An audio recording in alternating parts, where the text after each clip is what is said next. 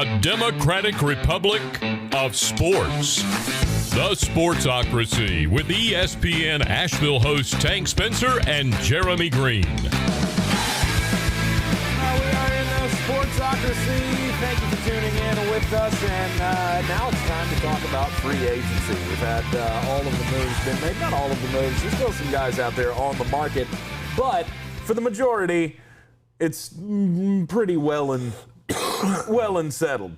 So we're going to start doing draft grades. Yeah, it's 1 o'clock in the morning. The lights have been turned on. The alcohol stopped being served. Now, if you're still choosing, you chose poorly. Right, and we got we're going to break it down division by division, draft grades, starting out with the AFC East.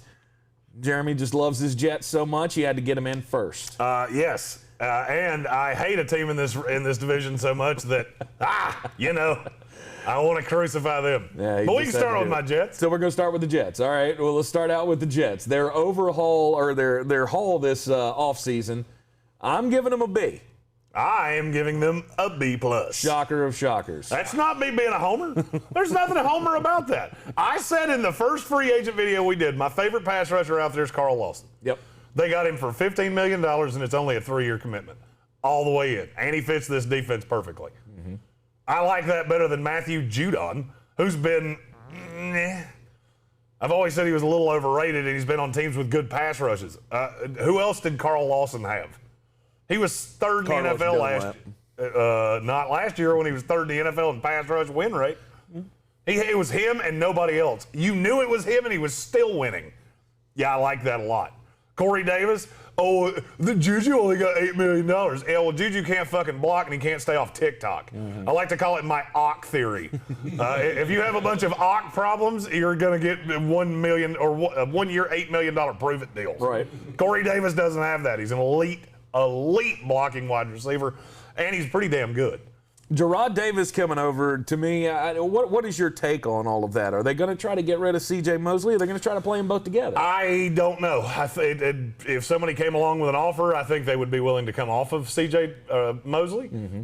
But you don't have to. Gerard Davis he can play off the ball. He can play as a, Sam linebacker. And their thought on Gerard Davis, the same thing mine is. He was misused by Pat Matricia. And frankly, just take guys that you liked in the draft that were coached by Pat Matricia. Probably a good idea, or probably a good path to winding up with some damn good value. Right. And the Jets also taking care of Marcus May. I thought that was a big part of their offseason. It was franchise. It was important. Mm-hmm. He's a high-end elite safety.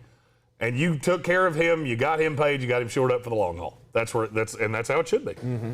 Sheldon Rankins comes in for the New Orleans Saints. He's a fine guy to add on that defensive line. Low risk, high upside. Mm-hmm.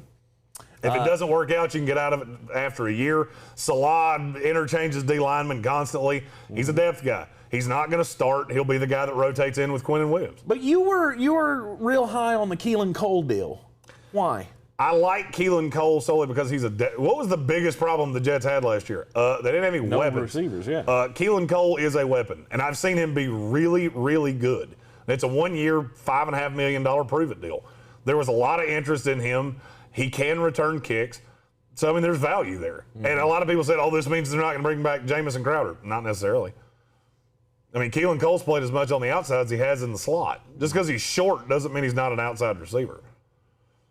I had no problem with it. Did I love it? No. Right. I would have liked it better if it was a more a high success, a higher ceiling guy. But I'm fine with Keelan Cole. At this point, the Jets still have you still have what, $20 million to spend somewhere in that neighborhood? Yeah. Is there anything else that they can do, or is there anything else that they want to do? I wouldn't be shocked if they made a pass at Clowney, and they're not going to overpay him. But it's kind of like I said to start this video, the lights have turned out and all the pretty people have gone home together. Right. So now it's time for all the less than desirables to pair up together. The Jets and Jadeveon Clowney fit that quite nicely. But all in all, you like the haul that your team brought in. I'm very happy with it. And you didn't tie yourself to long-term money. Mm-hmm. If you decide to keep Sam Darnold, if you decide to draft Zach Wilson at 2, it's totally up to you. I think they'll end up trading 2 and having a massive draft haul to infuse young talent on this roster. All right, since we started out with the Jets, let's do this thing in reverse finish order. Let's go with the New England Patriots. New England Patriots next up in the AFC East division, and as you can see, the Jets fan was not very kind to the New England Patriots. He hated pretty much everything that they did. I think they added enough names on here that they're doing exactly what Bill Belichick does and just bringing in dudes that can play. Who did they get good value on? I'll wait. Matt Judon got high-end pass rusher money. I don't think he is that. And you know who else didn't think he was that? The Baltimore Ravens, who have seen him since the second he walked into the league. It tells me pretty much everything I need to know. You had the money to retain him, and you didn't. Yannick Ngakoue didn't fit the system, and I know somebody's going to say that. He didn't fit the system. Didn't work. They moved on. We'll get comp picks. No big deal. And Judon's probably the one I like the most. Hunter Henry and Jonnu Smith are now the third and fifth highest paid tight ends in the league? Yes. They're not that good, period. They're both overrated, and they're overrated by fantasy players. Jonnu Smith works great with a quarterback that can throw on the run. That's not Cam Newton. Cam Newton can't throw on the run stationary, on his knees, sitting on his ass, falling out of an airplane, driving a car. He can't throw, period. And so you just spent high-end money. And this is Bill Belichick trying to shoehorn his scheme at all costs. Oh, what about Gronk and Aaron Hernandez? Okay. It'd be like looking at me and going, hey, you're 6'5", why don't you play for the Knicks? Because I'm not even fucking good. Hunter Henry can't stay healthy. He's literally never had an elite season in his life. Jonnu Smith had a 6-game stretch with the Titans that made him the third highest paid tight end in the league. What is there to like about that? Oh, and let's just keep going with it. They didn't pay Tooney, who is a high-end guard. Don't give me the Pro Football Focus grades. I don't fucking care. Watch the damn tape. Yeah. They paid Jalen Mills $6 million a year. If you've watched an Eagles game for more than 5 minutes, you've gone, the dude with the green hair sucks something awful. And Bill Belichick watched that and went, I need to give him $6 million a year. Right. That's a guy I need on my roster right now. Nelson Aguilar. Oh, you mean the guy who has literally the worst hands in the NFL? He had one half a season with the Las Vegas Raiders. And by the way, he's a short little receiver. Yep. What has always worked, the only receivers that have ever really worked with Cam Newton have been what? Real tall. Big. None of him nor Kendrick Bourne are big. You gave that much money to receivers and you still have a need at wide receiver. And you have a guy that you spent a first-round pick on not that long ago. I look at this New England roster and go, cool, you added more talent. Yep. So now you've guaranteed you'll be 7-9, 8-8, 9-7 for the next 3 years. You won't be able to add a high-end quarterback because you'll never be that bad. Right. And now you're committed to shit deals on guys that you're overpaying. Congratulations, Bill. You just proved the point I've been trying to make for the last 10 years. Yeah. You're not that good in talent evaluation. And when you were given money, you spent it like a drunk teenager. Good for you. Not a lot of deals or bargains, I guess I should say, in the haul for the New England Patriots. I agree with you. They have spent a lot of money, but I also feel like they have gotten better as a team. And this is a team that I see more on that higher end side of 500. There are going to be some, possibility of 10 wins, but that's the max. Hey, who's their quarterback? Cam Newton. Oh, shit. Yeah, 7-9. What up? All right, let's talk about the team that Hold on, finished. before we move on from New England, Yeah. I've said a lot of mean things. I do have to say something nice. Okay. I did like the David Andrews deal. Bringing him back that's a good deal. He's a high-end center. He's a good, team guy. Good story out of New England. And I did like bringing back Kyle Van Noy. I like him on the other side of Judon. That has the opportunity to make it to where it's not a complete disaster that you gave that much money to Matt Judon. And that's all of the nice things I have to say. Well, I mean, that's part of the reason that I gave them a B minus for this is because I don't like all of the signings that they did. The money doesn't make sense on all of what they did, but they did improve the offense. To me, they did add better weapons than they had, even though they had god-awful weapons to begin with. And I think it can all work with Cam Newton. But really, bringing back guys like David Andrews and Ted Karras and Kyle Van Noy, I think guys that are used to the Patriot way, living in this system, I think those are things that are going to work for them. Yeah, but they're not used to the new Patriot way, which is losing with a shitty quarterback. Yeah, you're not They should have wrong. brought in some more Jets like Henry Anderson because they're really used to losing with a shitty quarterback. Yeah. You're not wrong. I like about the that. Henry Anderson deal too. Now let's talk about the Miami Dolphins. They ended up finishing on just outside of the playoff window this year. Feel like most people believe that they're going to make a leap going forward to be a playoff team next year. They brought in free agent. Their biggest free agent addition was Will Fuller, and I don't like it. I just don't like it because he's a guy that can't stay healthy. And you've got Devontae Parker, who I feel like is kind of in that same boat. The Will Fuller deal will be graded accordingly depending on what they do at 3. If they take Jamar Chase to put on the other side of Devontae Parker and Will Fuller's running out the slot, all day. Let's go. All right. You have now given Tua. Plus, I love their line.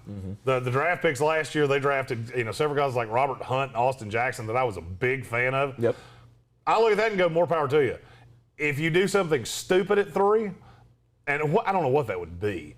I wouldn't mind Kyle Pitts to Miami, if I'm being really honest with you. They need another weapon. If you're counting on Devontae Parker and Will Fuller and Mike Gesicki, who does not get open easily, I think you're going to have problems. But if Will Fuller's a luxury piece, he's a 2 that runs as a 3, and he doesn't have to be healthy, he doesn't have to play huge snap counts, then I'm fine with it. I like Justin Coleman, the slot corner from Detroit. And there's a very simple explanation as to why. You didn't pay him nearly what he got on his last deal. Yeah. He wasn't great in Detroit, but there's still glimmers of hope there. He's not the highest paid slot corner in the league. He can be a very good third corner with Byron Jones and Xavier Howard.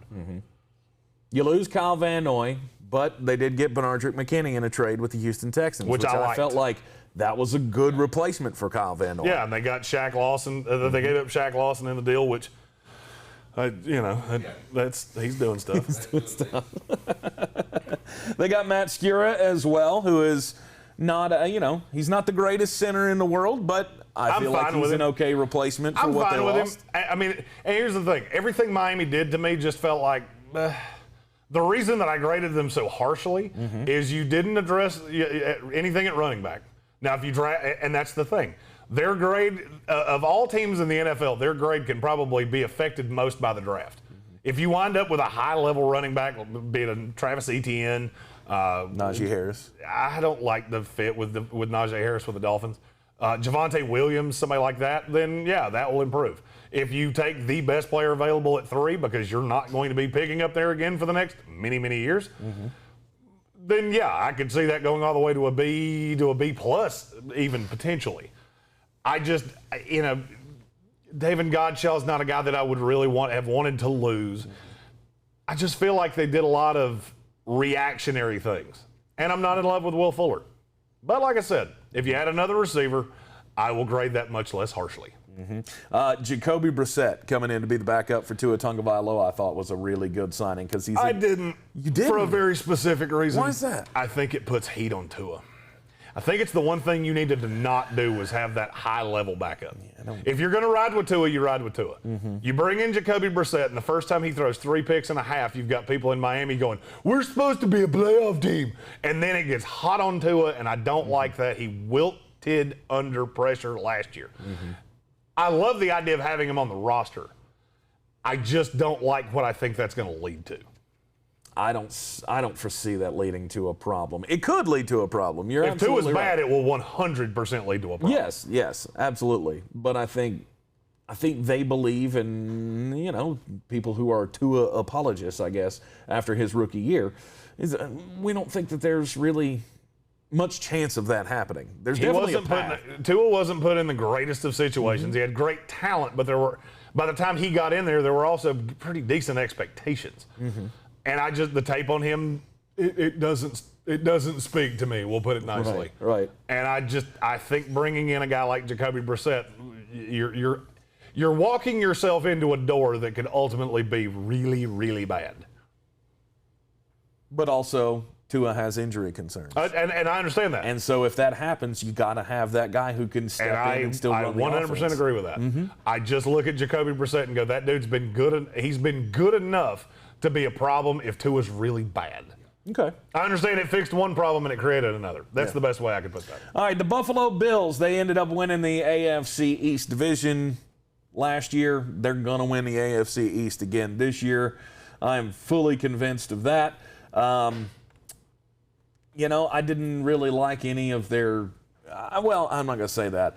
I wasn't really overwhelmed with any of the moves that they made to bring in-guys addition to this team. Mitchell Trubisky was the best one of the lot. That's the reason they're not in the C range for me. Because Mitch Trubisky is a guy that if anything happened to Josh Allen, he is close enough that you wouldn't have to change the scheme. Matt Barkley was always a scheme problem because Matt Barkley is, I think, in a foot race would beat me by a hair. And it was never a fit to me. I like Trubisky on a one-year prove-it deal. You never know. He might come out in the preseason, look good, and you might be able to parlay that into something for a team that loses a quarterback. I always like having assets. The reason that I have, and I have to give them credit for re-signing Milano and Darrell Williams. That was two of the biggest things they had to do. Bring this team back in as close to a proximity of what it was last year as you can. My problem is you basically traded John Brown for Emmanuel Sanders, and that is a massive step back to me. Yeah. If you were going to do it, and I'll be honest with you, had they just cut John Brown with the intention of letting Gabriel Davis be the second wide receiver, this would probably have been a B. Bringing in old Emmanuel Sanders, who has injury issues and just flat out, I don't think is very good. He has moments, but it's just very obvious to me. I watched film on him, and it's just nothing jumps off the page to me. And you've got a guy in Gabriel Davis that this is going to take snaps away from. I don't like that. Right. To me, it's a pretty net neutral offseason for Buffalo so far. I want to see some depth things in the draft. I would like to see a tight end. Yeah, because they were hot. They were going to be hot and heavy allegedly after Hunter Henry and Jonnu Smith, and they just never got there. And they ended up with Jacob Hollister. I don't love Jonnu Smith, and I don't love Hunter Henry, and I really don't love how much money they got. But having tight ends there is important. They lost Tyler Kroft to the Jets, who's a pretty good blocker. Blocking tight ends are important in this offense. This is another place that Hunter Long, the kid out of Boston College, this is another place I would really like him. Yeah. I think all in all, the Buffalo Bills did pretty well in the offseason because I came into it thinking the number one, number two thing that they had to do was Darrell Williams and Matt Milano. Well, to me, by taking care of those guys, they basically met my quota by doing that. And here's the thing. Not only did they do that, they didn't overspend on either one of them. I think they got fair market deals on both. Now you've got them signed for a few years. You didn't overspend on, I hate teams that overspend in free agency. That's the reason I hammered New England so much. I don't care if you give a guy money that maybe they don't deserve, but he's the only guy out there. He's the only scheme fit, whatever the case may be.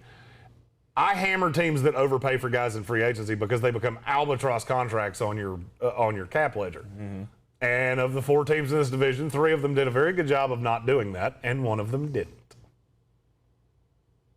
All right, the AFC East, those are your free agent grades for all of the teams. We got the Buffalo Bills.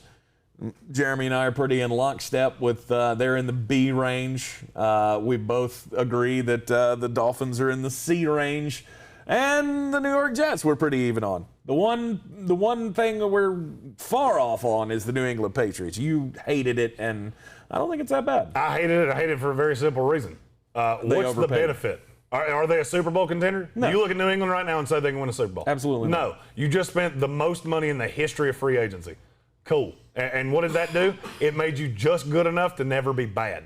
Either be good Super Bowl contender or be god awful. And you just guaranteed for the next 2 to 3 years you're going to live right in that purgatory, which I hate. Be good or suck a lot. Be sure to like and subscribe to the Sportsocracy here on YouTube. Of course, we are going to continue this throughout all of the divisions, giving our free agent grades. I'm Tank Spencer. He's Jeremy Greene. Yeah. And we'll see you next time from the Wicked Weed Studio, wickedweedbrewing.com. Drink different.